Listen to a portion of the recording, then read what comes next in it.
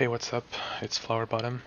I'm gonna present you my Allah's healing guide for the 9.0 patch. There's gonna be three parts. First part is gonna be about the healing meta, what class to choose, what class to avoid, based on what kind of content you're interested in, whether it's PvP, PvE, or a certain type of PvP. Then we're gonna see PvE, so talents, rubies, rotation, and tips in general for all the three healing classes, and then I'll do the same for PvP. So first, healing meta. So what class to choose? Here I've gave ranking for PvE, PvP, and made a few conclusions, but before going over that, I want to go into the details of each class.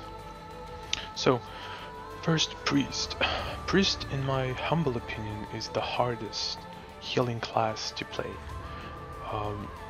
What really is specific to the Priest is that it's very tanky, it has a great mobility, it has it's wearing plate, it has a shield,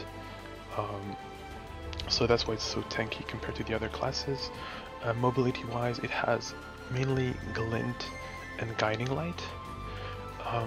Glint allows you to TP every 10 seconds with the swiftness and the GA and everything considered, every 10 seconds, and guiding light every 7 seconds, which means on average you have a blink every 4 seconds, and that's what makes the Priest so hard to catch. And even when it's caught, it has so many tools to survive, and it's so tanky that overall Priest is really about target focus. If you're a DPSer, you really don't want to target that. It has many big rescue cooldowns, and that's why the class is so strong in PvP.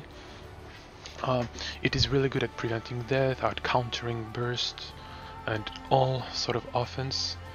And the last asset the class has over the others is the fact that it deals really well with CCs, because here in Allah's, especially in Allah's, because the heals are so strong, to be able to score a kill, whether it's the healers themselves or on someone else, you really need to CC the healers to prevent them from saving the target. And Priest has a lot of way to counter that. It has HUTs, it has shield, it has delayed heals, it has divine foresight, so it is really hard to prevent a Priest from saving their target. The only flaw they have, and that's what really handicaps them in PvE, is the fact that they have a rather mediocre healing output.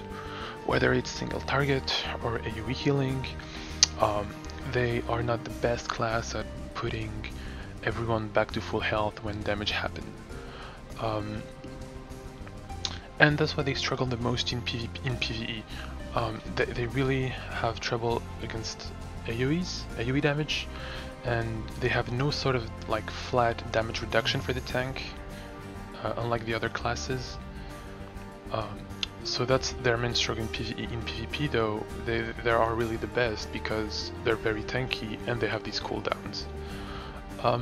In terms of gameplay, it's all about cooldown management and decision making.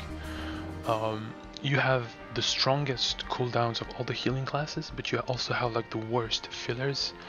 Fillers are the spell that don't have a cooldown that you can spam and that you use between your cooldowns.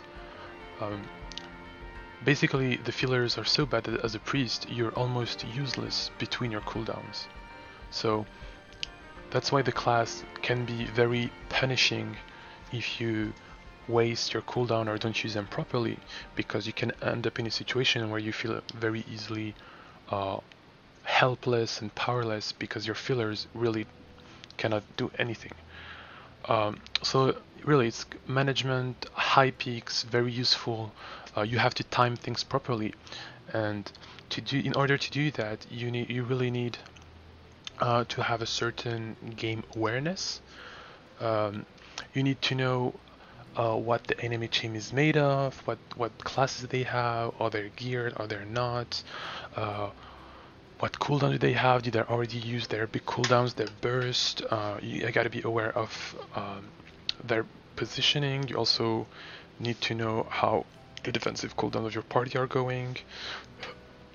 So to play the priest properly, you really need pretty much a lot of game experience. You need to be able to track and to be aware of a lot of stuff, and that's why I think priest is the hardest, and why I think I would mostly recommend it to people that have at least some experience with other classes or that are very PvP oriented. But it is like the most fun, fulfilling and intense gameplay out there that you will find for PvP. Okay, then what's next? The summoner. So the summoner is like the polar opposite of the priest. It's very easy to play, almost brain dead in my opinion, and basically it really shines at what the priest is the worst, which is healing output. It's a huge powerhouse. It can full heal a target in one spell. It can, if a whole raid take a big AoE that puts like the 12 players to 10% HP, only the summoner is able to full heal absolutely everyone else in like 3-4 seconds. No other class is able to do that. They have AoE heal radius that are stupid, like 30-yard radius on Bloody Sacrifice, on Plague of Mending. It's just too strong, and that's why they are like they have a huge lead for PvE healing. They are for like the hardest content, which is like hard mode raids and heroics and high level heroics. They are the only healer that is viable there. However, on the other side, when it comes to PvP, they still have their very strong healing output, and that's why they do really well also in PvP, because they can actually heal a lot. But all the other criteria you could judge a healer on, they kind of suck. So I've written variably squishy, and by that I mean that Sami can be either the squishiest thing or as tanky, if not tankier, than a priest in other situations. And it is very much targeted. Out of all the classes, it's the main class you want to focus in a PvP environment. So if you gonna pick summoner, you have to be ready to be targeted in PvP. They have a very limited rescue, like big rescue cooldown. They only have Veil of Darkness and Reanimation. Veil has a 90-second cooldown. Reanimation is slow to stack, but on average I'd say you can use like one good reanimation every minute. And the biggest flaw of them all is going to be the fact that it's extremely weak to CCs in general, and that for several reasons. The first one, the most simple one, is the fact that they have almost no HOTS at all. They don't have any heals over time, and that's a big problem because as soon as they get CC, their HPS drops to an exact 0. When a Sami is CC'd, he becomes completely useless and he's very easily burst down, or an ally of the Sami can also be burst down. And it also gets way squishier because all the tankiness of the Sami relies on two things. Blood Aegis, which decrease incoming damage by 25% if you have the rubies, which you should always have as a healer. And 3 rubies called Healer's Motto that basically reduce incoming damage by 30% when you're channeling. So to be tanky, you need to channel constantly. Also, when you channel, you have a 25% buff for your movement speed. So all your mobility basically is just the movement speed from channeling and Step to the Shadow.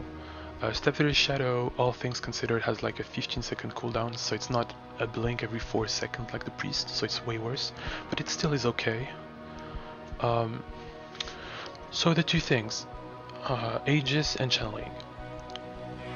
When you, to talk a bit about numbers, when you DPS a Sami that is channeling with an Aegis, it takes half the damage it would take if it didn't have Aegis and channeling. So if you CC to prevent from channeling and dispel the Aegis, you basically double your DPS on the Sami, because Aegis and channeling together reduce the incoming damage by 48%. So as soon as you CC dispel, Sami get very squishy and can be like nearly one shot by like warriors and a big crit. So CCs are such a big counter to Samis in general, CCs and dispel, and that's why, unlike the priest, they're completely unqualified for solo healing in raid Dominion or in just in Dominion in general. They cannot solo heal because the way they work is too easily counterable. They really need to synergize with the priest that can provide all the cooldowns and all the defense they don't have themselves, so they can use their very strong healing output all the time. That's why these two classes at the moment, they really synergize really well. So in terms of gameplay, it's really cheap. Let's be honest, you have very few healing buttons. You constantly spam the same spells again and again. And what makes it very easy is that what spell you're going to do and the rotation you're going to have is almost not going to depend at all of what you're doing. Whether it's PvE, all the different kinds of PvE, AOD, 3v3s, Dominion, you always rely on the same spell in the same ways. You have very few things to look out for, you have very little adaptation, it's a very low effort, high reward, autopilot class. So I would recommend the Sami for PvE players, just because it's absolutely the best for PvE and nothing can compare. And also, if you plan on doing PvP with the Sami, it's also really good for beginners and or occasional healers that mainly play another class but just want to heal from time to time using like a petrified core. It's really easy to pick up, it's very easy to be efficient quickly when you pick up the class, and that's like the main strength of the Sami. So that's also the class I would recommend to beginners that don't know much about the game yet, because then they can become efficient very quickly. However, if someone has a lot of like ambition and motivation and they want to improve faster and to learn about the game faster, I still recommend to go for the priest, because when you're going to play priest, you're going to have to think and look out way more than when you play Sami, because playing Sami kind of encourage you to be blind when you play. So priest probably provides a better learning experience. And then Warden. So Warden is the least popular, and it's also quite the worst, like the worst healer out of the three, and it's really not viable anywhere. Like I would never recommend anything. So first, it's very squishy. It's very squishy, and it has a terrible mobility. Terrible mobility because just like the Sami, it only has a blink every 15 seconds or so. But unlike the Sami, it doesn't have any movement speed buff. On the opposite, when the Warden channels, it actually loses movement speed. So it makes really very easy to catch a Warden compared to a Sami or a priest. Then, in terms of healing output, it's a bit weird because it has the very best single target healing.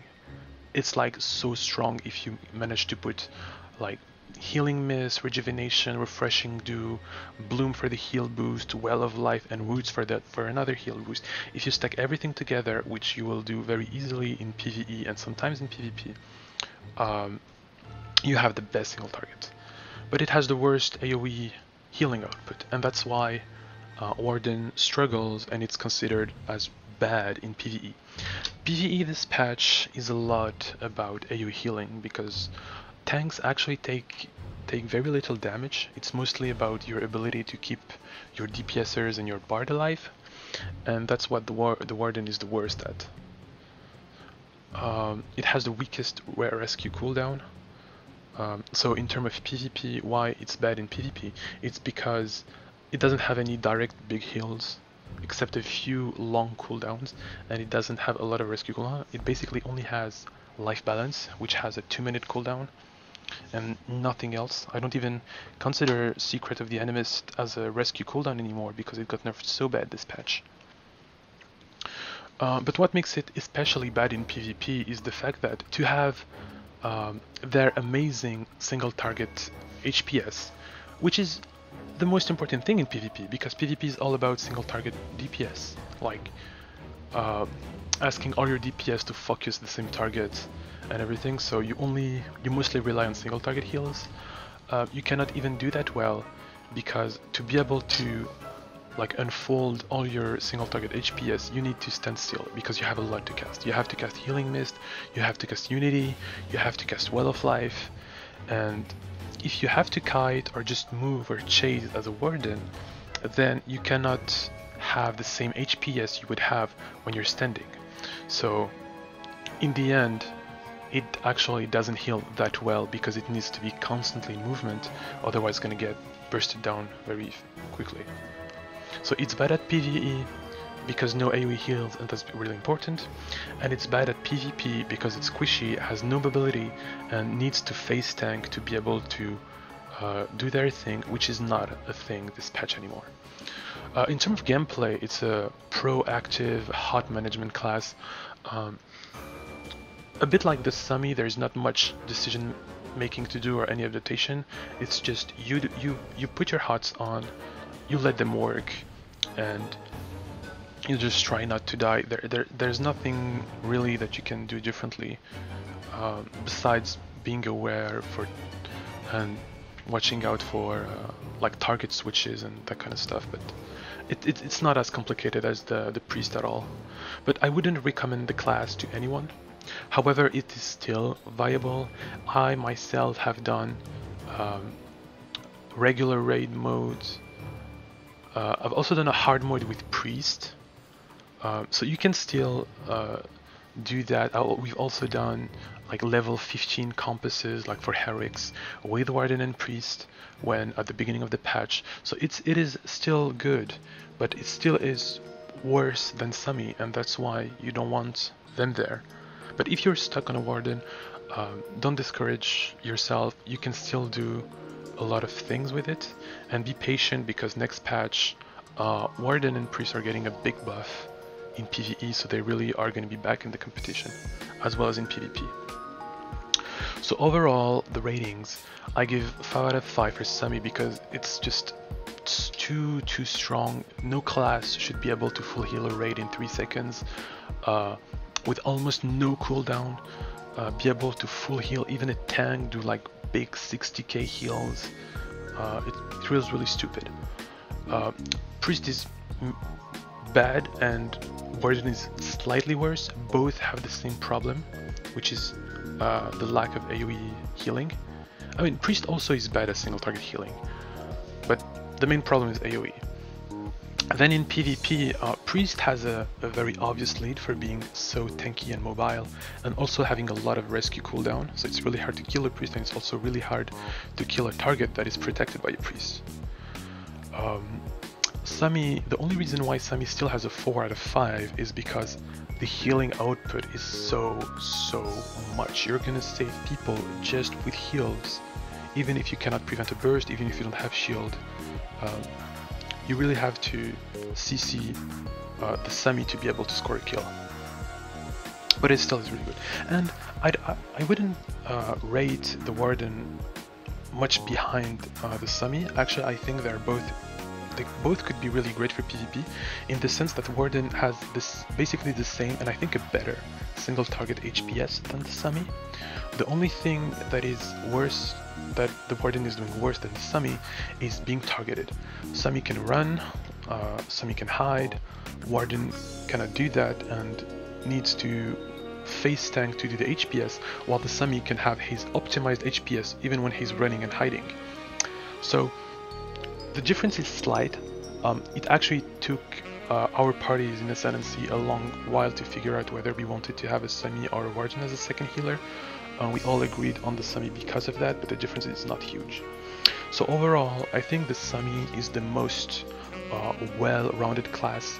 It does great in any sort of content, whether you're doing PvE, PvP, mass PvP, 3v3s. The Sami is always going to be good everywhere. The Priest is the very best for the PvP overall. It's only just not that good at PvE, but you can still do it. So, but I mainly recommend it for experimented and PvP-oriented players. It's not a... If you try to achieve things and to be efficiently quickly, this is not a class I would recommend. And then Warden, that I wouldn't recommend at all to anyone. It still is viable. It has its uses in both PvE and PvP.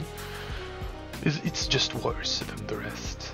And if you're stuck as a Warden or really like the class and don't feel like learning another class, just be patient because Warden are gonna get much better next patch.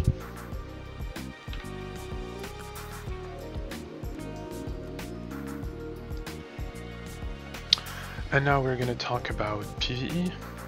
So the first thing I want to talk about is defensive stats. Defensive stats are pretty much the same for all three healing classes in PvE. The first goal you want to reach is getting to 250 caution.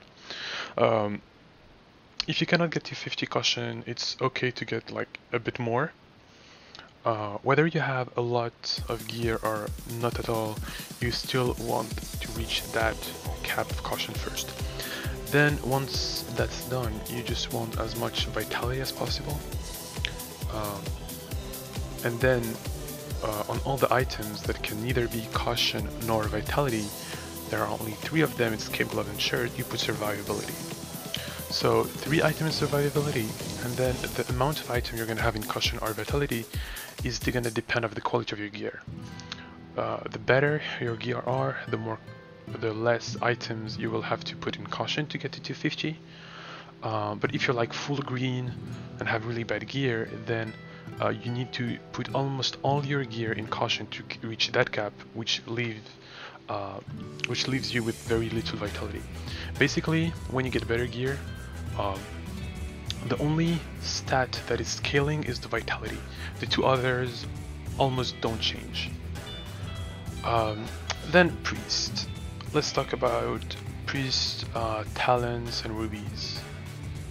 So I want to zoom in a bit. So basically on my build, I have pretty much everything. I took everything, like all the interesting talent, all the interesting rubies. Because if you are absolutely full cash shop, you can do that and you never have to worry about a build or another because your main build has everything. So it's only interesting to look out different builds when you don't have all the cash up, and that's what the numbers are for. What these numbers that you see here, 1, 2, 3, 4, 5, and I think goes to 9, are the rubies you want to take away, like the order of rubies you want to take away if you're missing 1, 2, 3, up to 9 rubies. So if you're full cash up, you want that. If you're missing 1 ruby, you want to take away the silence on the Sacred Word Shield. It's not that useful in PvE, it's very situational, it can help sometimes, it's very random and you have no control over it. Then the next ruby you want to remove are the rank 2 and the rank 3 of Spirit of Light. Spirit of Light is very good because in PvE, because if you get one shot or if you die, it gives you time to use all your big cooldowns if you didn't use them. It gives you time to like warn your party and to let them realize that you're gonna need a fast res as soon as you're completely dead. But rank 1 is already 5 seconds, which is a lot, and rank 2 and 3 only gives like 6 and 7 seconds, so it's not that important to have it above rank 1. Then the next thing I would take away are the Religious Zeal rubies.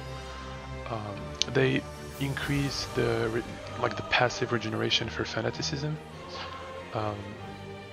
When you actually do the math, they are really bad. Basically, when you don't have rubies at all, compared to when you have all the rubies, all they give you is one more fanaticism every minute. So you spend 3 rubies for one more fanaticism every minute. It's not that important and you can definitely skip it. And last thing is applying defense for 1.5 seconds every 6 seconds. So it allows you to have defense with a 25% uptime if you really try hard on the tank. It could have been much stronger because overall it still is like a 9% damage reduction overall. It's a lot. So it could have been very useful, but the fact that it's applied by miraculous recovery and that you always spam that spell makes you have no control over it. And when it's going to happen, it's going to be mostly on the tank. And the way tanks at the moment, they don't take much damage, it makes the thing almost useless. So that's the next thing I would take away. In terms of talent, so I take all the good stuff, all the healing spells. I take rank 1 smite, rank 3 blind and rank 3 paralysis just for the CCs. This patch, more than ever, being able to CC in Astral and Helrix is very important. The more CCs, the better it is. So when you're going to take away points, of course you're not going to take away your heals, but you're going to take away your CCs. First thing you want to take away is self-sacrifice. Self-sacrifice, actually, I only have it just in case I figure someday that I want it, but I actually haven't figured a single use for this spell in PvE. The spell only ever redirects direct damage, and the only member of the party taking direct damage in PvE is the tank. All your DPSers and bars are gonna ever be hit by are gonna be AoE damage and dots, so self-sacrifice doesn't work on that. And if you use self-sacrifice on the tank, you're most likely gonna get a one-shot. So it's very not interesting. So you take that away first. Then you take the blind, but you leave it rank 1. You must have it rank 1. So rank 1 makes the blind, so it's always 5 seconds, regardless of the rank. But having it rank 3 makes the cooldown go from 80 seconds to 60 seconds. So it's not a big difference. So that's the first thing you're going to take away. And same goes for the paralysis. Having paralysis rank 1 instead of rank 3 is actually a bigger deal. It's more annoying because sometimes you're going to be asked to CC a lot, and rank 1 allows you to have a 3-second cast instead of a 5-second cast. A 5-second cast can be really annoying if you have to heal, especially as a priest. Since you're bad at healing, you have to put extra effort to heal the tank. But hey, you're not going to take away something else. So that's about it for PvE. Then we're going to go for offensive stats. Offensive stat, 250 proficiency, 90 determination, so basically just rubies, and then you put all the rest in brutality. Special stats, double attack is really bad, so you want as little as possible. Unfortunately, 140 is the minimum for me. I think if you don't have the holy weapon stat bonus, you can actually get it down to 120, so just rubies. And 320 swiftness. We'll talk about later why 320 swiftness and not more and not less. So here, these caps are really important to reach: 250 proficiency, 90 determination. Having determination that low is important because it's really hard to stack it. And basically, the only scaling stats that you're gonna increase when you're gonna get more good is gonna be brutality. The prof, death, double attack, swiftness are always going to be the same. It's only the brutality that increase when you get extra stats. Rotation and tips. So when I think about PvE and like PvE skills, I think about 4 main things: single target rotation, AoE healing rotation, panic buttons when unexpected high amount of damage happens, and HPS boosters, which are ways to increase like by a lot your HPS when you know your basic rotation is not going to be enough to keep the tank alive. So something that is common of all the situation, whether it's single target, AoE healing, or anything, is going to be the fact that you must spam on cooldown Halo, Sacred Word, and Fervid Prayer. You should never delay these spells or use them less often than their cooldown. These spells are really strong, and if you don't use them on cooldown, you're doing something wrong. If you have too much fanaticism and therefore don't want to use the Fervid Prayer, it means that you're not using your fanaticisms enough. And same goes for the Halo and the Sacred Word. So single targets. So it's very basic. You have a resource, fanaticisms. You have spells to spend it, spells to generate it.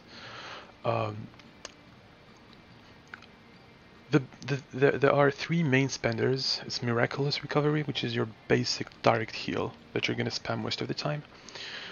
Sacred Word and Halo. These three spells in single target, you're going to have to use them on cooldown. To generate fanaticism, you have Fervid Prayer, which you're going to spam on cooldown, and the other way to get fanaticism is Healing Light. Healing Light applies a buff that is called Vigorous Faith that heals. But for it to heal, you have to let it expire, and to let it expire, you have not to use Healing Light for at least 3 seconds after using it. So you never want to use like 2 Healing Light or 3 Healing Lights in a row. So when you're going to generate your fanaticism, you want to spread your Healing Lights as much as possible to take advantage in the most optimized way of the Vigorous Faith stacks. So to do that, you're going to do 2 spenders, 1 Healing Light. 2 spenders, 1 Healing Light. So as I said, spenders, Sacred Word, Halo, Miraculous Recovery. So you begin the fight, it's going to be Sacred Word, Halo, Healing Light, Miraculous Recovery, Healing Light, Sacred Word, Miraculous Recovery, Healing Light, etc, etc. It's always Miraculous Recovery unless one of your 2 cooldowns of Halo or Sacred Word is up. That's pretty much all you're going to do in PvE. That's like your basic rotation for single target. Then you have AoE healing. So here it's a bit of the same, except Touch of Light is going to be your main fanaticism spender. So it's again 2 spenders, 1 healing light. The difference is here it's not a big deal if you do several healing light in a row, as long as you do them on different targets. Because if you do it on target 1, then on target 2, then on target 3, it actually doesn't cancel the Vigorous Faith. It just expires on the first target because you didn't do it 2 times on the same target. So you can use it Healing Light a bit more. You need the hot, so the hot Angelic Grace cannot be applied directly. The main way to apply it is Miraculous Recovery, that applies it on the main target and on 2 other closest targets in a, I think, 8 yard radius.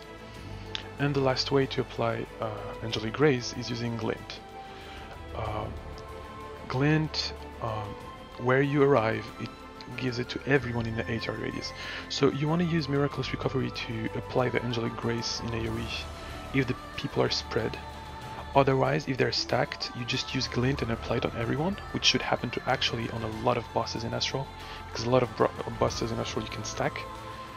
So if people are stacked, then you never use Miraculous Recovery. You just do Touch of Light, Healing Light, Touch of Light, Touch of Light, and use Glint to stack it, to stack the Angelic Grace.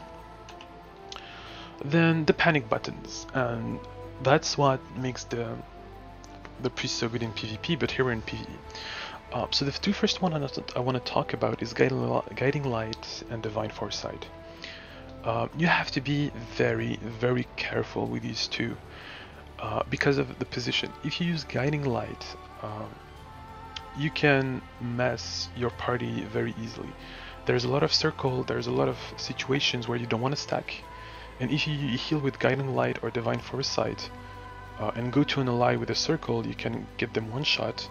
Or if the tank is tanking like a cone or any sort of cleave damage, by using Guiding Light, you can get yourself one shot, or if you use Divine Foresight, you can redirect a cone to your whole party if you're in the middle of everyone.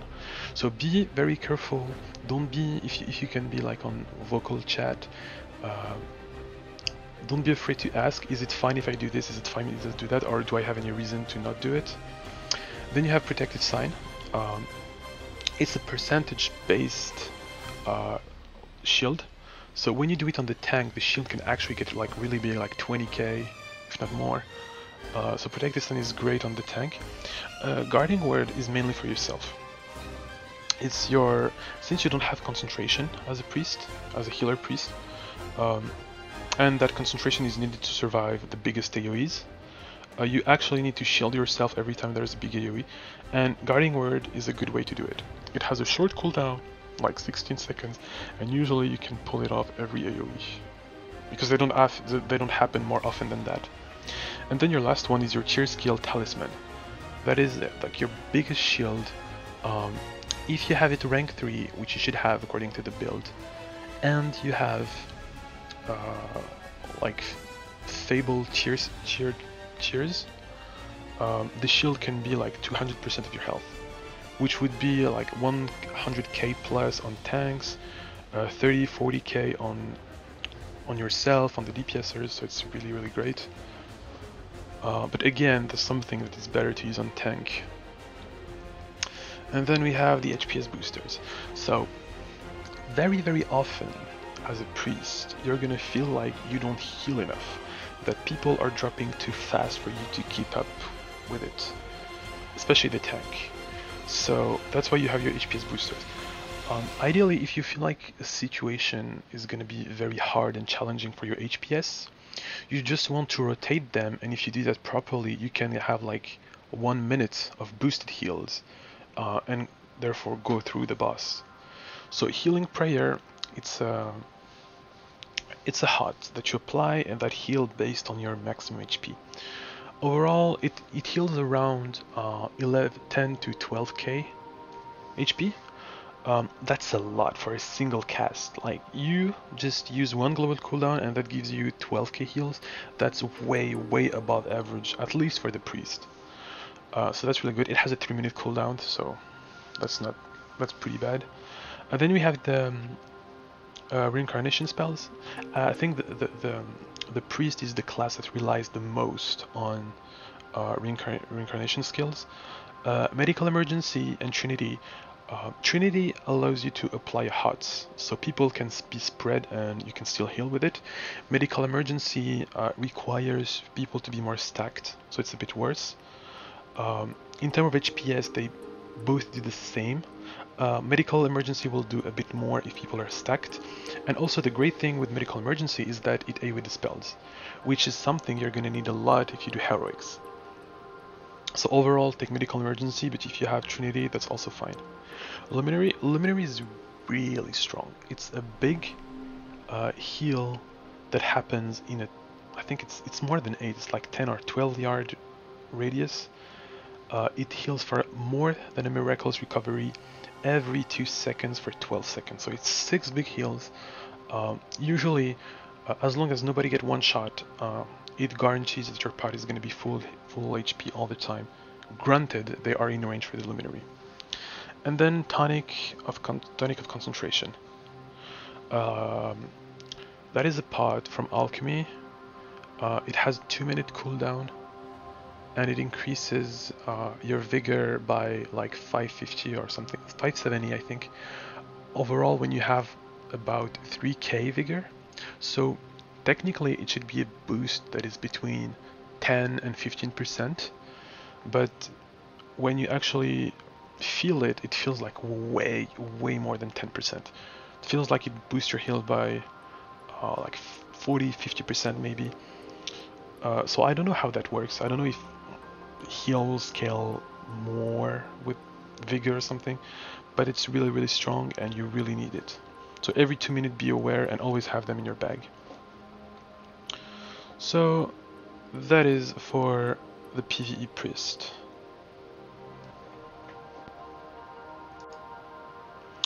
Then we're gonna talk about the summoner. the best healer of them all, the one you're gonna see everywhere if you're doing anything competitive. So here are the good talents. So you take basically all the heals. What's good about semi talents is that they have few spells, so it's very easy to get everything rank 3. You actually have a lot of extra talent points that you don't want to use. Like here, for example, I took Healing Injection and Bloodstream. These two spells are completely useless. Like, I never ever use them. I only take them because I really don't like to have talent points left, and I like when the other spells are grayed out. But not, or because it's like, it looks cool when you're AFK and doing anything. But really, you can get the perfect talents even with almost no cash up in terms of talent points. Ruby, however, it's the opposite. Rubies, the semi needs a lot of rubies. So the first thing I would get rid of is the Step to the Shadow. That's basically is the jump. You can TP on an ally to get blood. It can be a good way to get blood, even though if you manage things properly, you should never feel the need to use it. And it's very dangerous for the same reason using Guiding Light is dangerous. You can kill yourself or kill your allies with PvE mechanics. Then you get rid of the Chi A on the Blood Fizz, which is useless because in PvE you're mostly gonna have a bard. Then the next thing you get rid of are these two rubies. So these two rubies, I don't remember the name. So what they do is that they increase the heal that you do on a target that you have used Veil of Darkness on. You heal so much that, and Veil of Darkness lasts for so long that there's no doubt the target is always going to be full HP by the end of the Veil. So these two rubies are almost pointless. They're a bit of convenience because you have to do way less to full heal when you have them, but they're not needed at all. The next one I would take away are these three. These three rubies, all they do is decrease the cast time of Blood Feast. Blood Feast, you should almost never use it in PvE single target healing. You actually use it as a AoE healing spell in AoE healing, but again, it's really no big deal if the cooldown is not decreased by using 3 rubies, so you can get rid of them. And then the last one, if you really need to get rid of 8 ruby, that's actually a big loss, but I have to take away something. It would be a ruby that boosts the heal on injection, which we don't take, and reanimation. Reanimation is here. It's a very important heal, both in PvE and PvP, so you don't want to nerf it, but it's fine if you only take 1 ruby away. So then offensive stats. So because you heal way more, and because you don't have shields, because shield they don't stack up determination for priest, you want much more determination than the priest, and also because you hurt yourself, you are going to stack a lot of determination very fast. So determination is great, so you want 250. Because you want so much determination and brutality, you will want less proficiency, only 100. And then again, less brutality.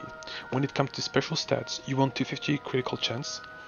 250 critical chance is great because it gives you blood, and that's basically the only reason why you have chance.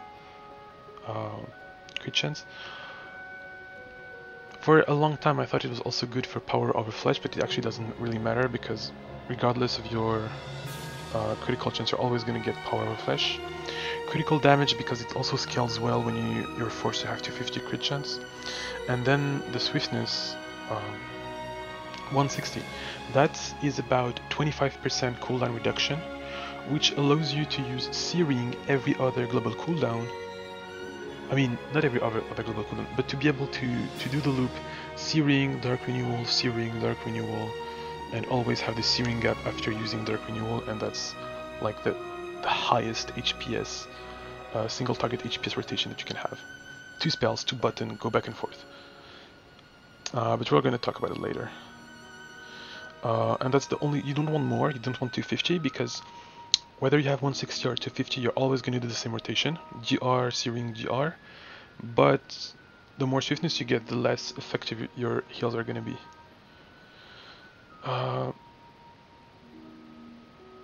So for the rotation and tips, so the things you want to do regardless of what you're doing. Blood Aegis must be used on cooldown. But hear me out about that. Maybe sometimes you don't want to actually use it every time on cooldown. If you use it on cooldown, the cool stuff about it is the fact that you can exactly keep it up constantly on 2 targets, like yourself and the tank most likely. Yourself because you're squishier than your allies, because you don't have concentration shield, so you really want to have one. And the other one for the tank for the flat damage reduction. And because it has a 10-second cooldown and lasts for 50 seconds, with the 160 swiftness it goes down to 7.5, which allows you to constantly have 2 up, one for you, one for the tank. So really use it on cooldown, but alternate between you and your tank. Position yourself for AoE. Unlike the other classes, all the AoE you have the AoE healing are centered on you. It's Plague of Mending, Blood Feast, Bloody Sacrifice. It's always centered on you. So you really want to be in the middle of everyone. If you need to be spread, then you want people to be on the edge and you to be in the center to form like a star-shaped pattern. You have to be in the center for your AoE heal to touch everyone. And also to have everyone in reach, even if you want to do single target heal. When there's obvious AoE damage that's coming up, because there's a timer, or because you know it's coming, because it's percentage based or whatever, always channel to trigger the damage reduction. Even if everyone's full HP, even if there's no reason to heal, use Dark Renewal on yourself or use Bloodstream, but you have to be channeling.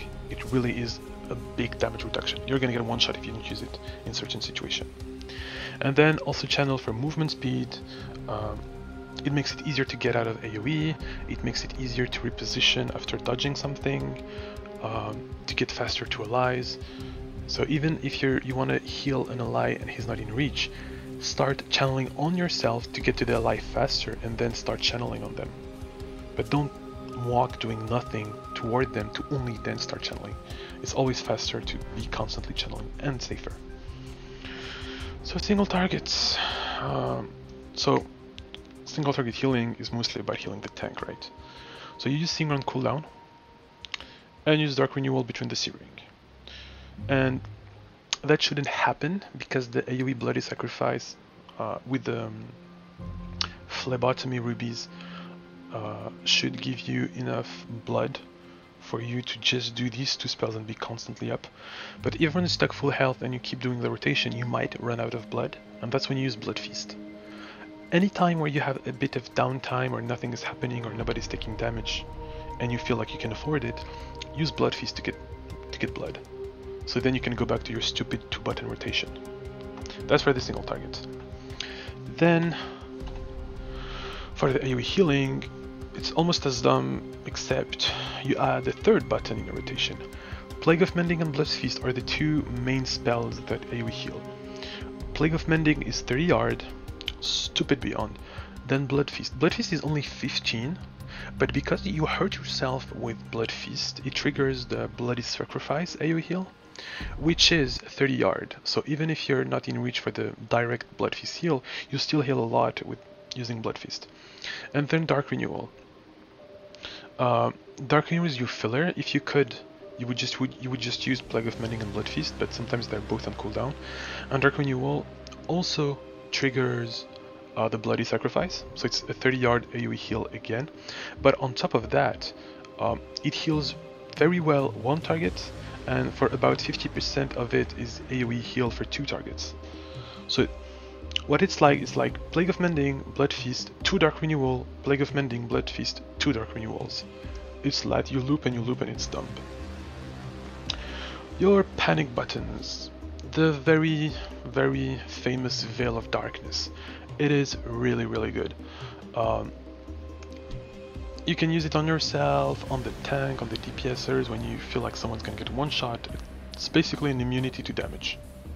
It's really good, and it only has 90-second cooldown, which for a freaking 6-second long damage immunity is a big deal. It's like it's nothing in terms of cooldown, so that you really enjoy. Then you have reanimation. Reanimation thankfully stacks way faster in PvE than it does in PvP because you have more HP. You don't necessarily need 1,000 stacks to do a nice reanimation.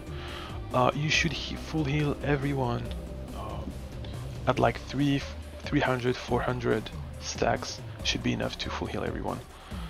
Well, I know I have like 13 runes and I'm very well cash up and I have all the cash up items and the stats. I managed to do reanimation for like 300k. I have done reanimation for like 65k with like 250 wasted or overload. So I know if the tank had more HP I could heal even more. So it's very stupid how much it heals. You really like it. Blood ties, then blood ties. Blood ties, nobody would think of it as a panic button because it heals so little in like PvP and stuff. But because it is percentage based, it makes it actually really strong on the tanks because they have a lot of HP. When you use blood ties on low HP tanks, it can proc for like 15 to 20k, and that's a lot for one global cooldown. And don't forget, if you can afford it, to have a ring with like a priest ring to get the divine foresight. Again, be very careful with it, with the positioning. You don't always want to use it on the tank, same thing as the priest. Then we have the HPS boosters. So there you have many, and that's what also it's so good. As if the HPS was not good enough, you also have to have good HPS boosters. The main one is Bloodletting. Bloodletting has a very short cooldown. It's like less than 30 seconds and it lasts for 12 seconds. If you spam it, you have more than 50% uptime, so that's great. Also try to use it at a position where you don't want to move.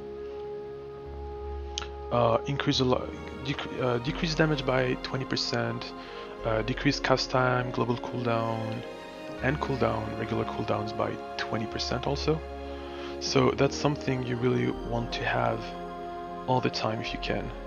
Like, also it's really good for AoE damage. If you are gonna take a big AoE damage, you can use Bloodletting damage reduction that you stack with the Aegis, that you stack with the channeling damage reduction, and that's how Sami gets really tanky. Dark Palm is actually really good because every time it hits, it gets stacks. And each stack is 5% HPS increase. But if the palms hits AoE, and if it hits AoE several mobs, it gets several stacks for as many mobs as it has hit.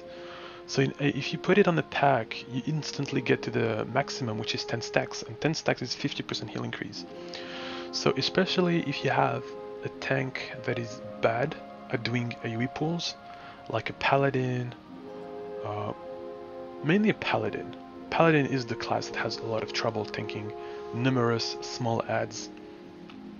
Then you can just put Dark Palm and have the being heal boost.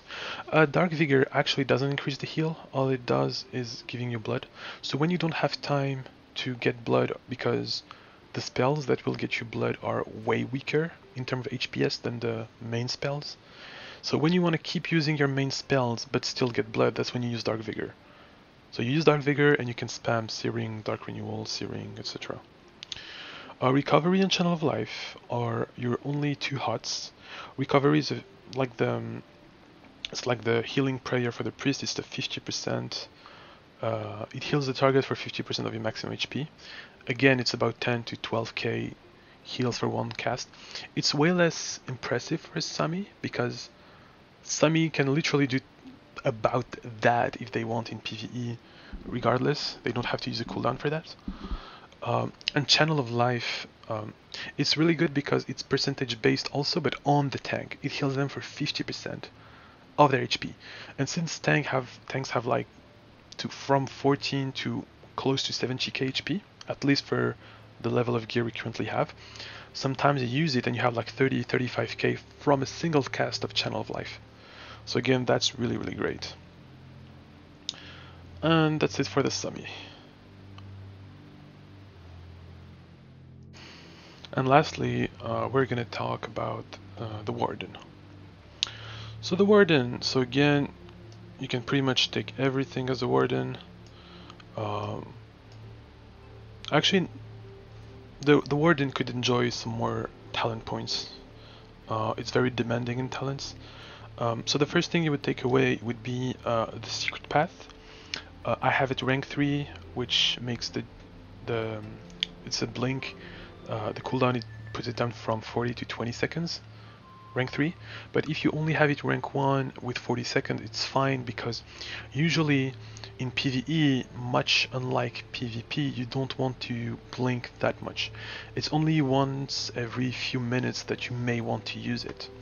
So having rank 1 is fine. Then the next thing you're going to take away is going to be the Holy Wrath. It's a single target 4-second long stun.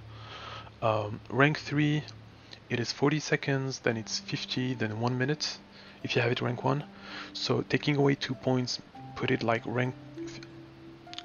at 50 seconds instead of 40 seconds. Again, it's no big deal.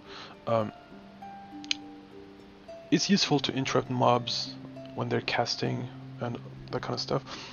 The next thing we take away is Eye of the Storm, I think it's called. It's the long CC. CC's a mob for 30 seconds.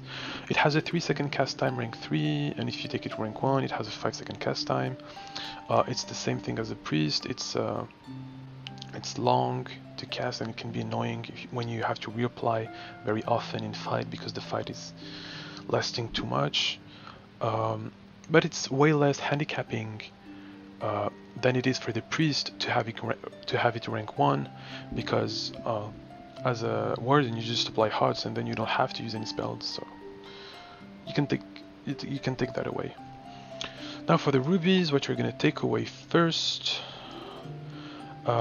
is going to be this ruby. Increase the heal of Breath of the Forest. Breath of the Forest is not that useful at all in PvE. You actually only use it to enjoy the damage reduction when AoE damage are coming. Then the next thing you take away are the 3 rubies tree sap. So what it does, it gives it grants your tree bark stacks that allows it to heal for a bit. The heal that can be very enjoyable in PvP as a panic button, because the tree sap stacks are not dispellable. It's not that much in PvE. It heals for like 2 ticks of rejuvenation, which is not a big deal at all, especially because nobody dispels your HOTS in PvE. So you can get rid of them, and then you get rid of these 2 rubies. I don't remember their name. They take away the damage from Nature's Grip, which are the roots, and turn them into an area that boosts the heals by 30%, the incoming heals by 30% of all the allies that are inside the roots. Usually you put that under the tank's feet, and it allows you to heal them much better. But again, single target HPS is not that needed unless you have a very bad pally tank. But you can get rid of these and still heal really well as a warden. And then you take away the other boost for the Breath of the Forest. Okay, then offensive stats. So it's a bit halfway through between priest and summoner. So you don't want any determination, again like the priest, because even though it heals a lot and it could have a high determination, the heal amount calculation for the HOTS are actually calculated when you apply the HOT. So when you apply the HOT and you have no determination, then the HOT is going to suck for the whole duration, even if you get determination after. So determination for a HOT-based class is not really interesting.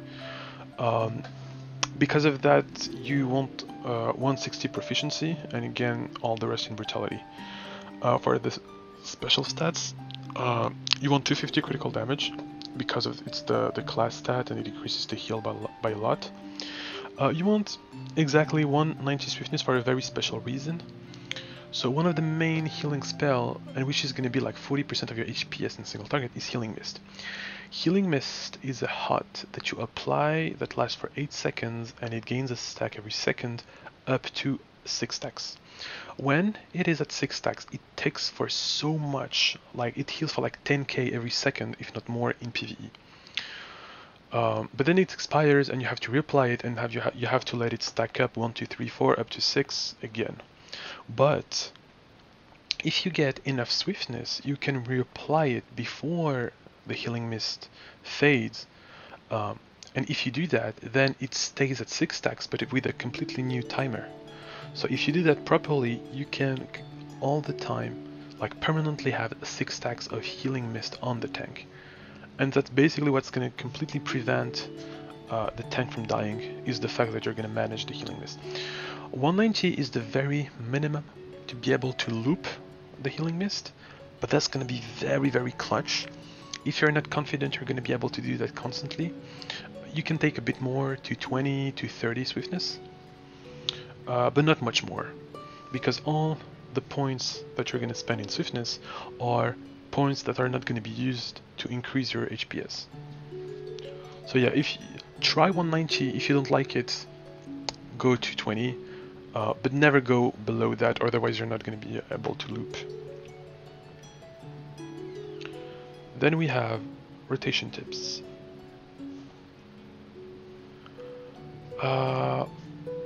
So what you want to do, regardless of the situation, whether it's single target AoE, you always want to keep refreshing dew on yourself, mainly because it increases your outgoing healing. So if you don't have them on, you actually lose HPS, so that's bad. So even if you're not taking damage, you still want to have the hut on yourself. Bloom on cooldown. With the amount of swiftness I recommend, the cooldown on Bloom is like almost exactly the duration of it, which means that if you use it on cooldown, you have like 100% uptime on it, and you're not overlapping it, so you're not wasting anything. Nature's Grip on cooldown also, for the same reason, even though it overlaps a bit. Like the duration is way longer than the like not way, but a bit longer than the cooldown. So use it on cooldown, but if you don't use it right away after it's up, it's no big deal. Only use it if you have the rubies for it, otherwise pointless.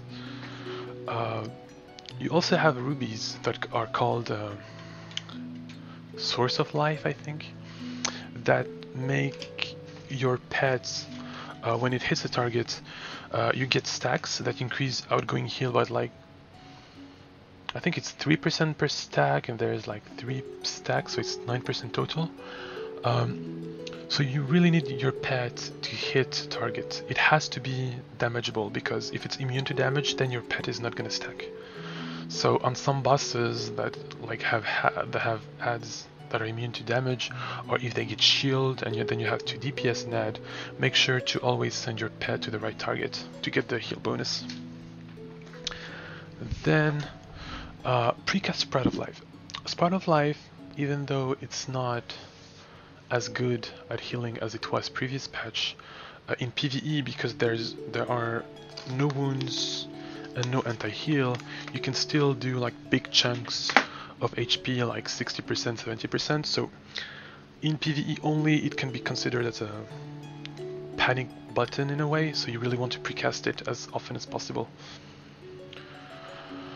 Okay, then we'll go single targets. And there you see how game plan oriented, and how autopilot the Warden can be. You just have to use everything on cooldown, keep everything up, have uptime on everything, and do nothing else. So healing mist when it's up, tree bark when it's up, rejuvenation, refreshing dew, unity, and usually using these 5 spells on cooldown is gonna eat like 80 to 90% of your global cooldowns. You're gonna have almost nothing else to do. You're gonna be completely busy. If, however, if you manage to still have downtime, like everything is used and you can do something else, then that's when you can use Well of Life or Sprout of Life, like precast Sprout of Life, or directly use Well of Life for extra heals. But most of the time you're not gonna have time to do this. AoE healing, and that's when it's really bad. It almost has nothing. So Bloom, which could be thought as an AoE heal because it's a big radius, it's very green, very flashy, it actually doesn't heal at all. It ticks for so little, it ticks for like 50, 100, it's really bad. I just consider that the spell doesn't heal at all, it's just there for the healing boost. Well of Life is your main AoE heal. It's a very short radius, it's like 10 yards, it's like the Priest Halo, so that's not fun. Trinity is 20 yard though, but again that's only 3 seconds every 10.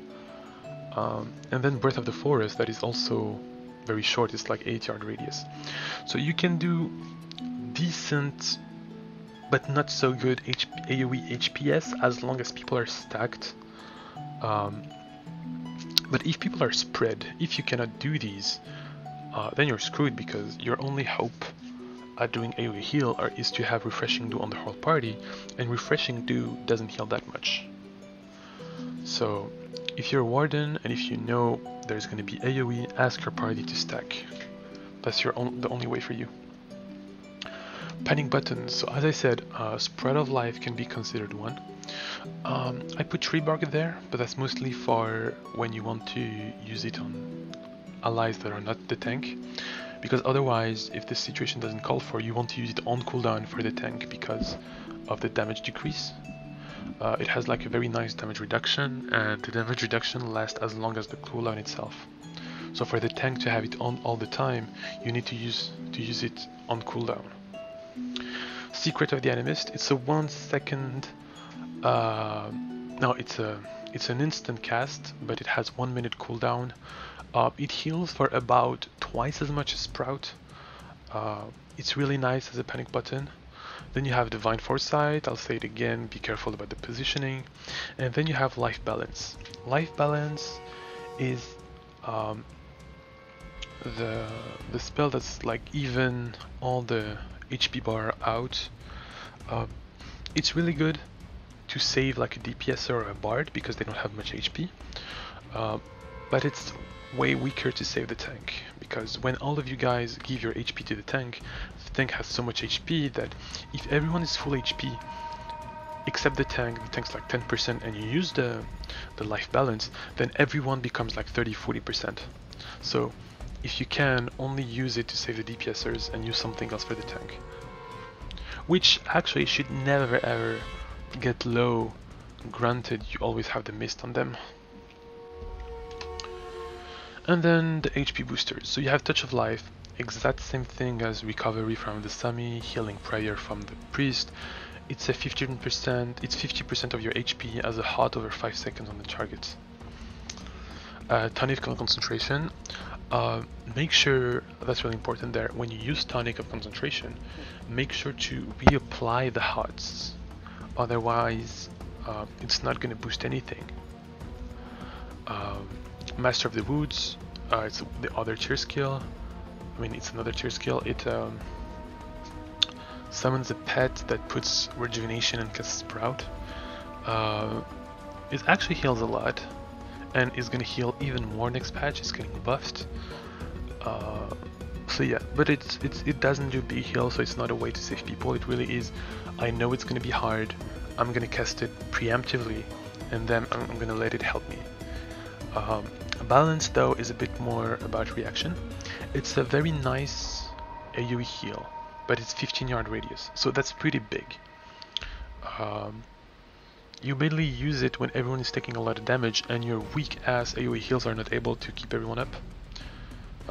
Because again, when you're going to heal spread people, you're going to mainly rely on a single target heal that you're going to go target by target, and the Refreshing Dew. And more often than not, that's not going to be enough, and that's why balance is so good there. But it has a long cooldown. And I think that's about it for the Warden PvE. And that's it about the PvE. We've seen all the three classes. And now the part you were all waiting for, the PvP. So, how I want to do this, I first want to give a few PvP healing general tips that are true for all the classes, and even for PvP in general. Then I want to talk about defensive stats, which are going to be very similar for all the classes. Then I want to talk about stats, offensive stats and tips that are very specific to the priest, and then we're going to do the same with the summoner. I decided not to include the warden here because it's garbage, and because I don't think there's many new things that you're not already doing in PvE that you're going to do in PvP. So the first thing I want to talk about is something that is almost new in Allods with this patch for a very simple reason. So Allods is known to be a game where healers are like overly strong. Over all the previous patches, the healing classes have been able to face tank several DPS. It's ridiculous, and healers have never been as good as they were previous patch, the 8.0. It was very stupid. For example, in 3s, you go one healer, one support, one DPS. It was impossible to die with the warden because it was healing so much. The HOTS were ticking for like 80% of your HP. So in 3s there's an anti-heal stacking system where you get stacks over time that decrease the incoming heals. It goes up to 100, and like at 40 stacks you get 40% less heal. And previous patch, when we were at 90 stacks, which means heals were decreased by 90%, so, which means divided by 10, we were still able to survive and keep our party alive as healing wardens. It was completely ridiculous. Heals divided by 10, still able to live. And because of that, it was very much in the meta to be able to face tank because heals were so strong. And I feel like, that's my opinion, but I feel like a lot of healers and players, not only the healers, that were very decent previous patch became quite bad this patch because they kept a lot of bad habits from the previous patch.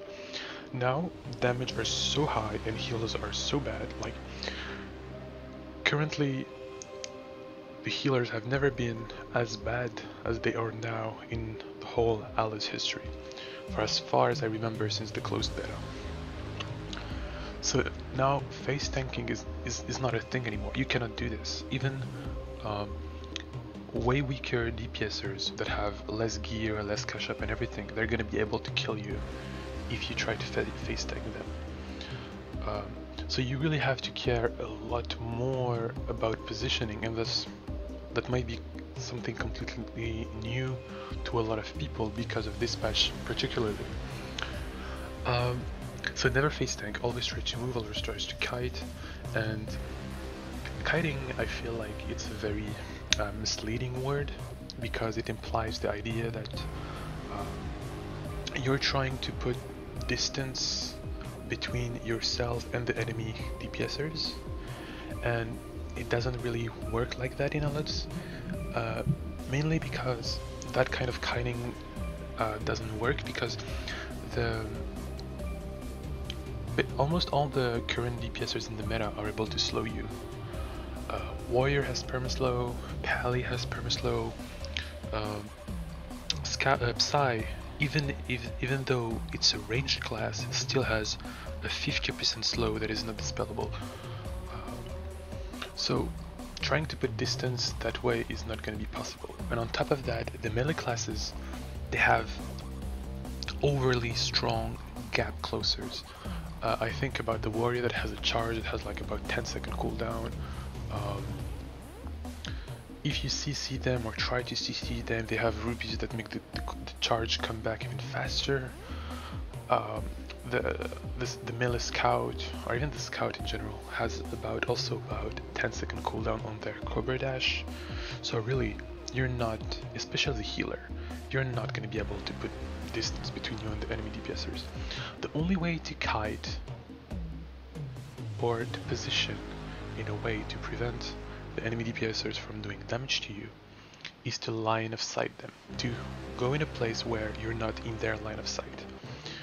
Usually to do that you have to use like elements of the map, like structures between you and the enemy DPSers. So line of sight kiting is the only way to kite. And that's really important to do it everywhere, whether it's BG, Sunday Dominion, Red Dominion with the cannons. About Sunday Dominion, I'm pretty sure almost all the maps have at least one point where there is a structure where you can hide. The only one I can think of that doesn't have one is the jail allied. And usually their Dominion is a mess. Like people die left and right, or at least way more than they would have if they were on another allied because of that. So yeah, and also to do that line of sighting efficiently, you have to track a little bit the enemy like gap closer cooldown. For example, you don't want to waste your movement abilities, and I'm especially talking about like glint, guiding light, step through the shadow. For example, if you glint and you don't line of sight, you just glint to put distance, and the warrior has his charge up. As soon as you're gonna glint, within a second you're gonna get charged and stunned by the warrior, and you have wasted your glint. So only ever use the movement abilities to put distance if you know for sure the enemy melees have their gap closers on cooldown. And if they have it up because they haven't used them in a while and you're still trying to kite, then only glint or flash in a direction that's gonna put you out of sight of them. Because if you're out of sight, then they cannot charge, then they cannot pull you, the bard cannot use romance, and the only way for them to be able to touch you again is to slowly walk up to you and walk like 30 meters by foot, and usually you have time to self-heal and put yourself back up during that time. So it's really important to do that. There's a lot of things to consider when it comes to positioning, but I feel like it's pretty much common sense and you have to figure out like in the moment. But just be aware and have in mind that you're supposed to look and care about positioning of both you and your allies and the enemies. And more generally, you have to be aware of what is going on. Something that's even more true this patch is to be very careful about target switches. Target switches have become really strong this patch because damage are really high, and it takes very little time to burst someone down. If you're not careful and don't look at the HP bars for like 2-3 seconds, that's enough for the enemy team. If they coordinate a burst and CC on an ally that didn't have any defensive on, it's pretty much a kill. So you have to be really fast. That's very much true for the priest, a bit less for semis and warden because they have less rescue cooldown, but it still is true for them. Be really careful about target switches. But it's not just about HP, like looking at the HP bars. You also have to track a lot of other stuff. You have a few cues that could tell you about target switch. You can look at the mental link from the Psy. You can hear when it changes. It has a very peculiar sound to it. When you hear it, try to be ready to think, oh, someone is being targeted, who is that? Maybe check all your allies and check who has the new mental link. You can also try to track if you have cool buffs or buff announce the 3 stacks of accurate shot from the scout that are showing that he's going to do a crippling. Previous patch you could track like the smite and everything, so it really depends on the patch and what's on the meta. Just be aware of target switch and be aware that there are ways to see it before it happens. It's not necessarily the damage on the target that needs to tell you when the target switch is happening. You also really have to track enemy cooldowns, it's like enemy offensive cooldowns. I'm talking about Wild Hunt for the Scout, Berserker for the Warrior, you know, any sort of offensive cooldown that could be very harmful. Look out for the crippling. Now it has a very distinct animation to it. That's all of that is going to tell you what's going to happen next, what you're going to need to do. If you see, for example, a warrior charge and you hear the concentration pot sound, that is going to increase the vigor and make the warrior do a crazy burst. Be ready to do something big. So yeah, I didn't mention it, but I think it's very helpful, important to play with the sound. It allows you to track a lot of things that then you don't have to use your eyes for. I know a lot of really good players play without the sound, but I think it's missing a lot to do that. On top of tracking the enemy offensive cooldowns, you also want to track your party defensives. You're not alone in this. Most of the time you're not going to be healing alone. Whether it's a BG, Sunday Dominion, Red Dominion, there are going to be other healers with you. At least one. And if that's the case, so many times we burst and I seen the enemy parties talisman overlapping with a Veil of Darkness to see a DF into reanimation, a lot of wasted cooldown. So try to find an agreement who use what first in what situation. Try to cooperate, to be coordinated, not to waste anything. But besides the healer, you also can rely on your party members. The bard has the Dance of Shadows that can be very useful. Scout / warrior / pally can use AoE taunts, single target taunts. They have stuns. Entry and expression from the bard can be used offensively but also defensively. You're not alone in charge of keeping the people alive. Your party members really have to help you in that. And that's another thing that you really need to track. And ask for it. You can be in charge, like you can be in charge of when the courage is used, when the sonata is used, that kind of stuff. Then the last thing is also one thing that is very specific to allots is the importance of mounts and assault shells. With the mounts you can drag people, you can pick up your allies, you can get like 100% HP shields, so you can put bombs on the ground that slows people. There's so many things to do with mount. It's really important to know what you can do. You can even one-shot people using how is it called, the Overlord, Circle from Lightning Bolt and Sailplane, all of that. Be aware of that and use it. Assault Shell. You can also use the, how is it called, Escalade cover-up skill. You can use the Monolith, like the very first armor has a damage sharing ability. All of that is very useful, and you don't want to pass on that. I think that's about it for the PvP tips.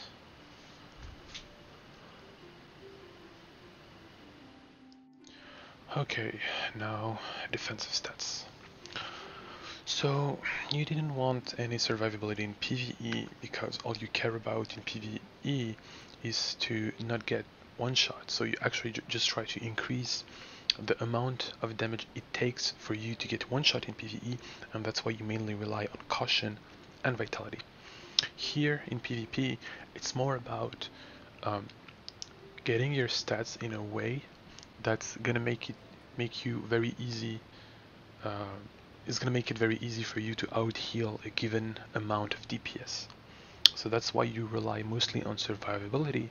That's gonna increase the incoming healing, and caution that's gonna decrease the damage taken. So 250 survivability is the first thing you want to go for. It's very, very, very important.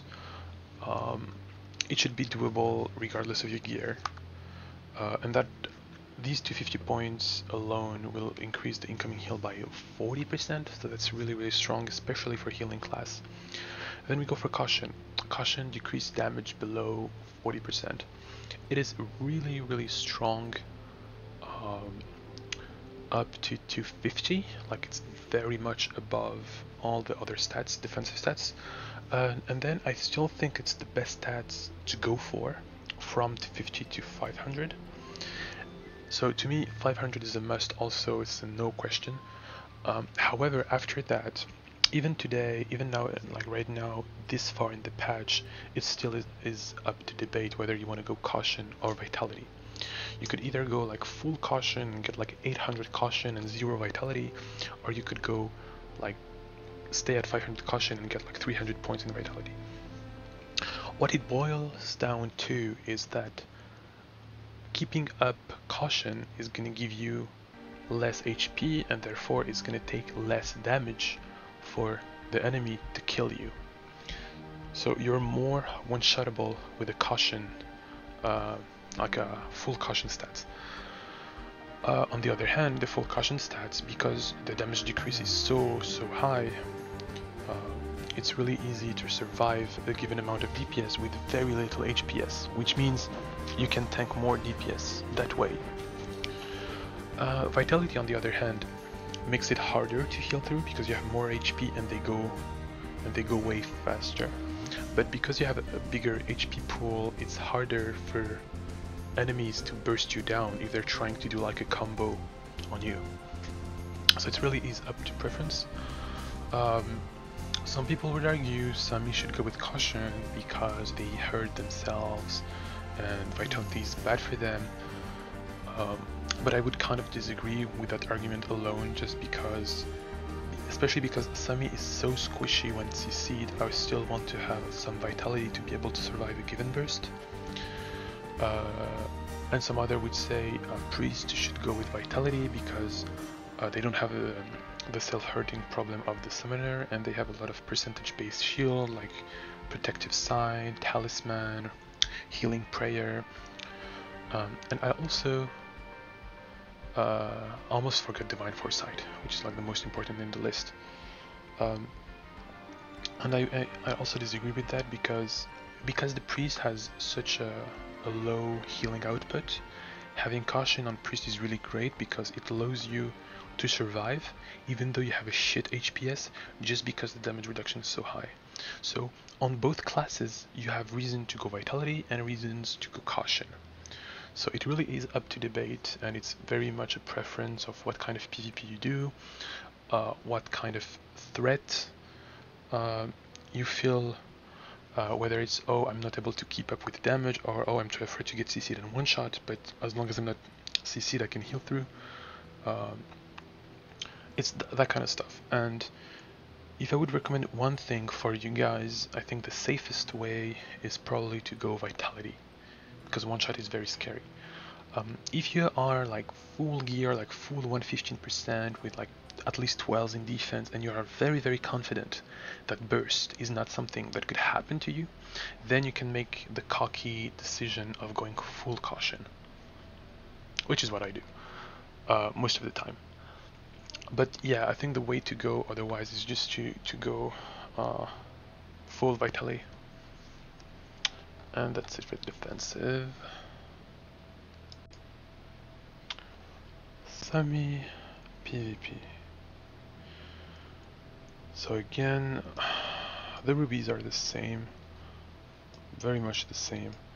The order is a bit different, but we're going to talk about it later. First I want to talk about the talents. So again, you're overflowing with talents, so you take away healing injection and bloodstream that are becoming useless. I mean, they are already useless. The only thing I would mention would be if you're doing champion fight Dominion, where there's capping involved, it's interesting to only put Dark Veil, Veil of Darkness rank 1. That way it only puts someone in the Veil 4 seconds instead of 6, which means you only lose, if you're defending for example, you only lose 40 points and not 60. So sometimes when you Veil like 10 times because you almost use it on cooldown, when you're defending like 13 minutes, it's gonna be only like 400 point loss that way instead of 600, and that's like, the more you use it, it's gonna be a big deal.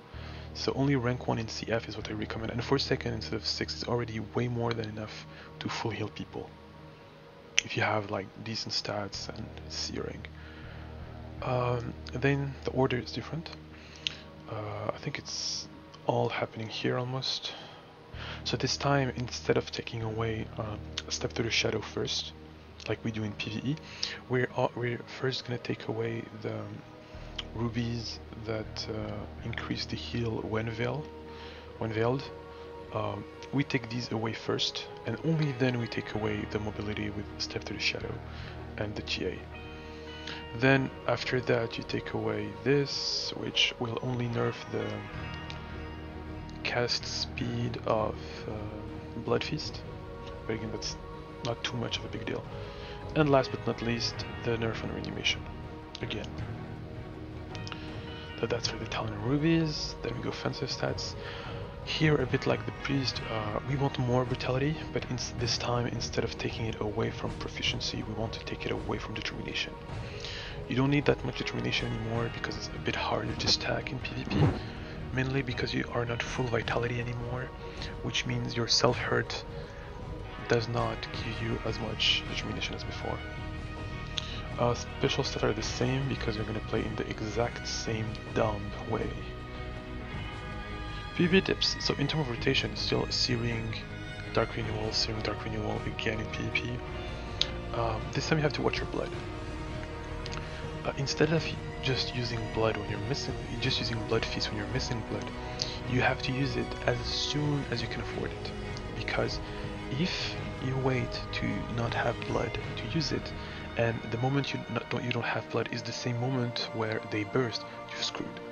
You really want, as soon as you feel like comfortable and that your ally is full, like the enemy target is full health and that you can afford it, just use Blood Feast. You really want to have as much blood as possible because sometimes it gets really intense and you just want to do Searing Renewal for like 30 seconds straight because there's no other way to keep your allies alive, and you're gonna have to use Marcher for the blood, you're gonna have to use Dark Figure for the blood, so Blood Feast whenever you can. Then if you're being targeted, which is gonna happen like 99% of the time, make sure to channel as much as possible to kite and to get damage reduction. You don't want to use blood ties, you don't want to use like a lot of cooldowns like fear and stuff if you're being targeted. Keep channeling. The only spell that is not channeling that you're going to use is Searing, just because Searing is so good. Then channelings and like movement speed from channelings and stuff to the shadow kite. So we talked about it already. Bloodletting. Bloodletting, it's important to mention it. You want to use it almost on cooldown if someone else than you is targeted. But if you are targeted, just don't use it. You're gonna hurt yourself. You're gonna take almost no advantage to it because you're gonna have to run out of it. The only way the only situation where you would like to use it when being targeted is when you managed to line of sight someone when you're really far and you feel like you have like at least 4 seconds or more of like a respite behind the wall before the warrior comes back to hug you. Then you can do like bloodletting into searing and stuff. Aegis is dispellable in PvP, and it's going to be very consistently dispelled against good parties in champion 5s, in 3s and 6s, so don't count on it lasting. So I think the only efficient way to use it is to just boost by 15%, because it increases heals, incoming heals by 15% from you, is to just use it like, because it's out of global cooldown, you can use it at any time, and you use it like right before the searing actually ticks, because you're gonna apply it so late that there are never gonna be able to dispel it in time for the searing, and the searing is 100% of the time gonna be boosted. So I just use it as a searing booster, the Aegis. To go back to the issue about healing invisible people out of sight or kiting people, Plague of Mending, Blood Feast, and Dark Renewal on yourself, and enjoying like the Bloody Sacrifice and the AoE heal of it, because it does AoE heal. You can heal through walls, you can heal invisible people. Sami is so good at doing HPS when not being in sight. Next advice is to never use reanimation before 400 stacks. In PvP you have anti-heal, you have wounds, and therefore it actually takes a lot of stacks for reanimation to be able to full heal people. And also if you do 3s and 6s, there's going to be anti-heal stacks happening, so you really need a lot of stacks to be able to actually full heal someone. So never use it before 400, and if the stacks are high, like if you're above 30 stacks, never use it before like 500 or 600. In terms of CC, when you're kiting, Blood Feast roots, if you have the rubies, but you should have it because you really need to lack a lot not to take it. The rooting rubies, they're great because if you get behind a pillar or behind anything really, and the warrior is trying to get to you, you can use the Blood Feast while being behind the pillar to root them, and they're going to be stuck in place, and you win more time, and it's really great. Just use Blood Feast to root when you can. Then to go back to interrupting and CCing, Fear and Dark Vigor. Dark Vigor, you have to put your Banshee on the enemy you want to interrupt, and then use Dark Vigor, because then every attack of the Dark Vigor of the Banshee is going to silence with the Banshee. So that's how you interrupt. The long CCs, when you're trying to score a kill and you're feeling very comfortable, you can Fear into Ghostly World. I think Ghostly World is rank 3 and should be rank 3, and I don't think you need to ever touch it. So that's great. As a Sami, you can always precast it before the fight, and if things are going well, you can even precast it during the fight. And if you want to be even more offensive, you have Dark Palm to help scoring a kill. Dark Palm surprisingly deals a lot of damage. Not the hits of the pad, but the initial hit, because it has like, weirdly, it's not even talked about in the description, it has a big initial hit when you apply it, and I got so many kills in my party in CF as a summoner with it, because you have a lot of brutality, so it's a great finisher. And that's it.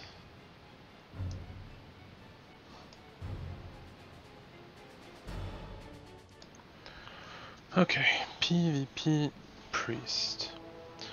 So again, you take all the good stuff. I think talent is the same, you take the exact same talent, and when you don't have all of them, you take away the same. So self-sacrifice first, then you put dazzling to rank 1, then paralysis to rank 1. The main difference in PvP is going to be for the rubies. So here you're going to take away the religious zeal. We talked about it earlier, it's really bad, it's just one more fanaticism every minute, so it's really almost wasted rubies. We only take them in PvE because there's There's nothing else interesting, it's really out of spite.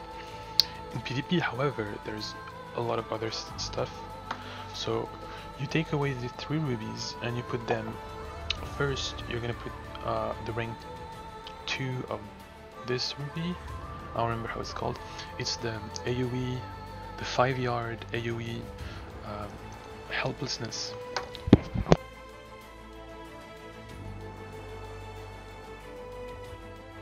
Sorry about this.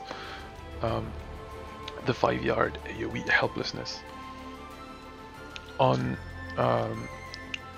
Sacred Word, when Sacred Word gets destroyed, it silences everyone in a 5-yard radius. Now the silence is 1.5 seconds instead of 0.75. It's really great to disrupt melee that charge you and try to do like their burst. It really kills their momentum. Then you're gonna get Dazzling Gleam. This ruby that makes your glint root the enemies. That's really useful because as a priest, when you're not being targeted, because that doesn't often happen, you can help your ally by glinting on them, because it both apply the angelic grace on them and you hot them, and on top of that it roots the enemy melee that were being on them. So that's really good. And then you're gonna take 1 ruby of willpower, because willpower is enjoyable in PvP. Mostly for the cooldown reduction on the Martyr's protection.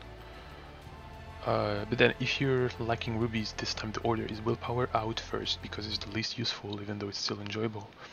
Then Dazzling Gleam, because even though I really tried to sell the spell a minute ago, it is not that good at the moment because of the tenacity effect. You can root once, then it's half the duration, then it's a fourth, and then you don't root anymore.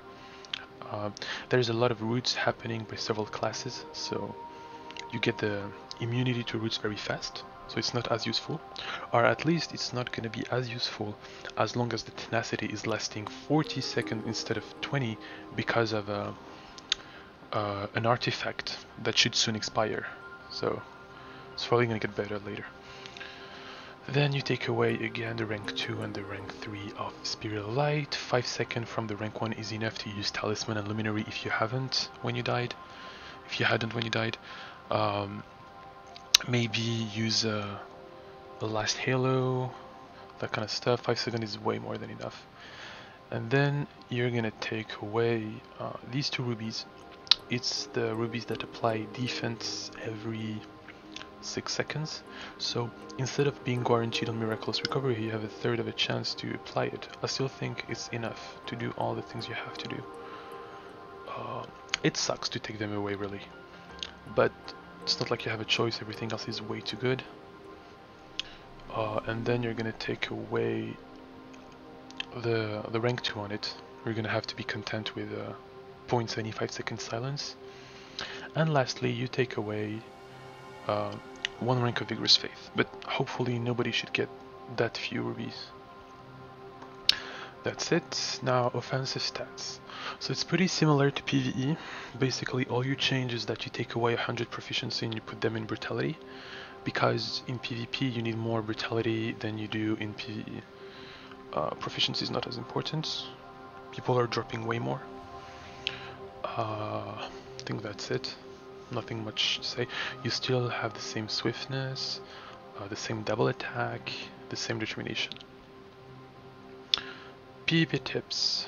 So here, unlike in PvE, you don't have a set rotation to manage your fanaticisms.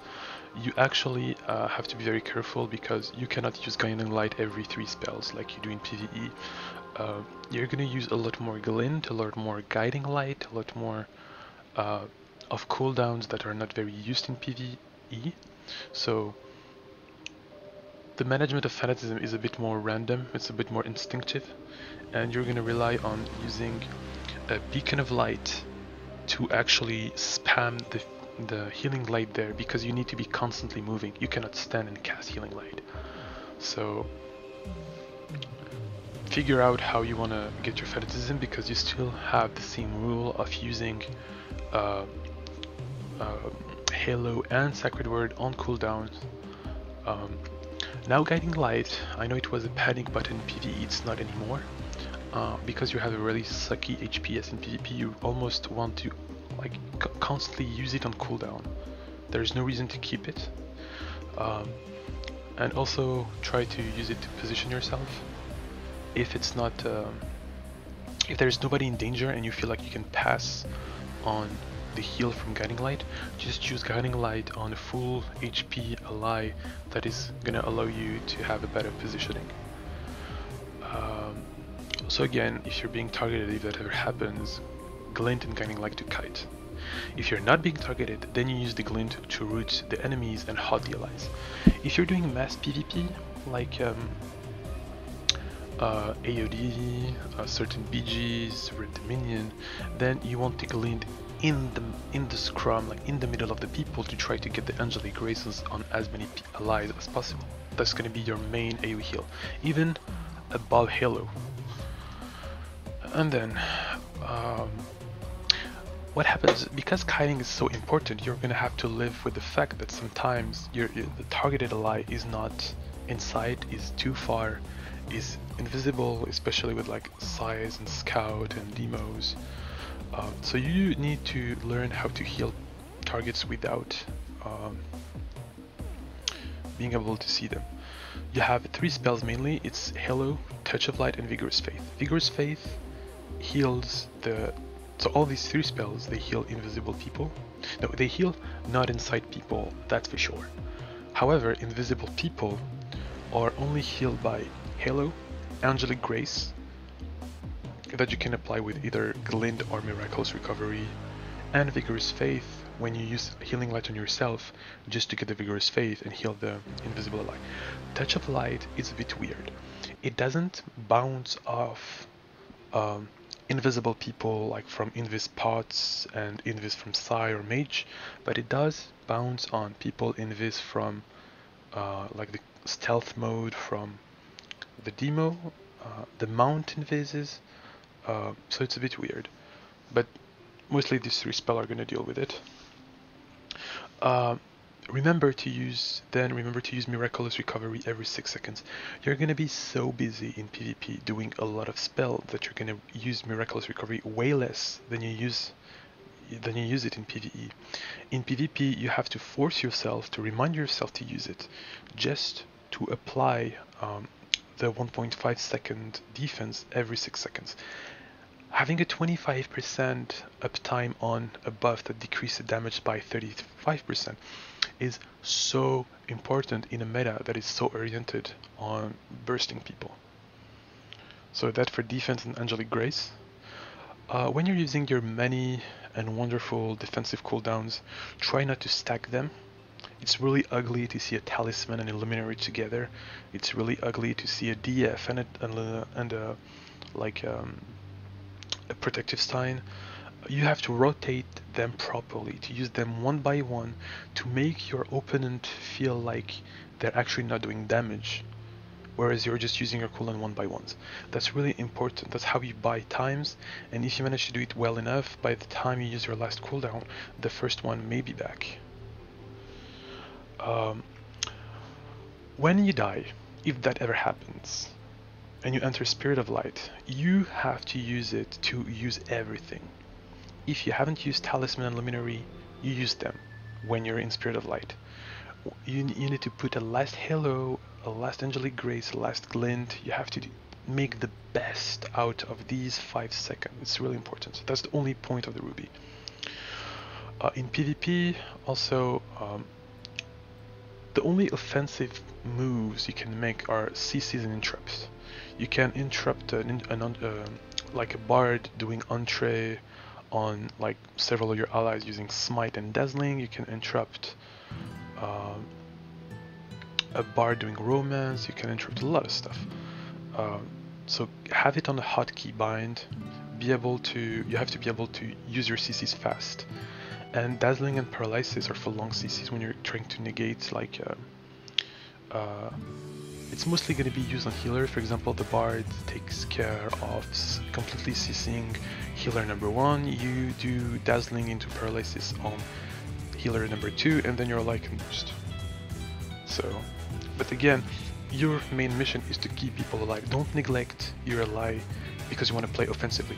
Only ever use these CC spells if everyone's full health and you really feel like you can afford it.